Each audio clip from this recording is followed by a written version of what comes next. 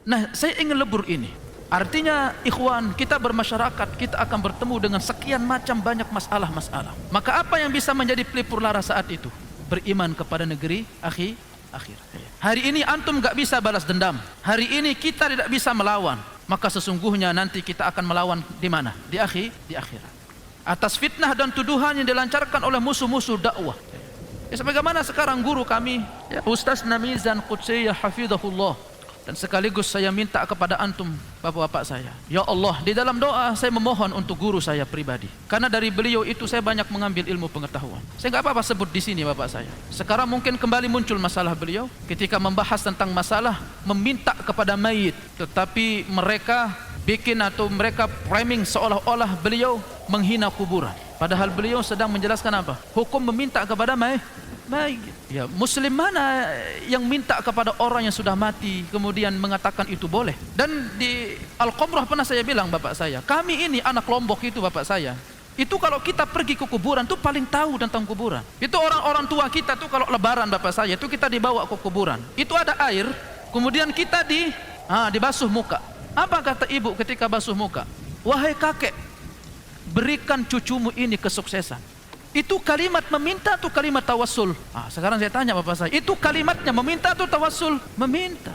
Minta kepada makhluk dan dia sudah mati, tidak bisa mendatangkan manfaat dan mudarat. Padahal yang hanya bisa mendatangkan manfaat dan mudarat itu siapa? Allah. Dan itu dijelaskan bapak saya. Nah, rangkuman masalah ini bapak saya mendapat clue dari Syekh Ibnu Utsaimin bahwa kehidupan akhirat maka itu bisa menjadi penghibur diri bagi siapa? Bagi kaum mukminin yang kita diuji dengan keimanan, diuji dengan manhaj, diuji dengan ekonomi, dan kita bersabar berada di atasnya, maka insya Allah itu semua menjadi apa? Menjadi perbendaharaan kita kelak di sisi Allah Subhanahu wa Ta'ala, dan sekaligus menjadi motivasi kita beramal bapak saya, karena motivasi paling kuat di dalam kita beramal itu adalah apa?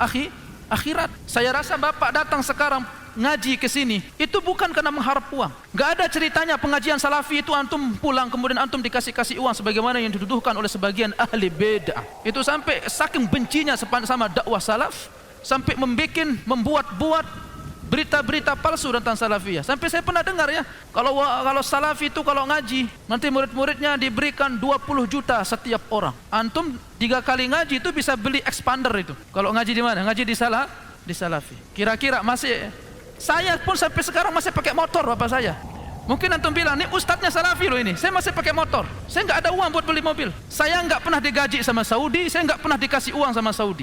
Framing seputar seperti terus berputar di tengah negara ini. Maka kita berharap dari pemangku kekuasaan, dari orang-orang yang berkuasa di hukum, untuk bisa jernih melihat hal-hal seperti ini. Tayyib, barakallahu fiik. Karena kita sangat khawatir terhadap siapa? Biltanah itu apa? Pembisik keburukan. Karena kadang penguasa kita itu bagus sebenarnya cara berfikirnya, netral di dalam berfikir, tidak pro ke sana, tidak pro ke sini. Tetapi ketika ada orang-orang di sisi-sisinya itu, di samping-sampingnya itu, pembisik keburukan, itulah yang menjadikan apa? Umat Islam menjadi apa? Keruh suasananya. Tayyib, barakallahu fiik. Ya, maka wabil khusus untuk guru kami, mungkin bapak-bapak saya mungkin yang kenal atau yang tahu tentang Ustadz Mizan, doakan beliau. Kita tidak meminta kepada Allah untuk beliau disudahi dari ujian-ujiannya, karena Rasulullah sallallahu alaihi wasallam tulul huzn. Nabi Muhammad sallallahu alaihi wasallam itu adalah beliau sesosok orang yang senantiasa dirundung oleh masalah sampai beliau wafat.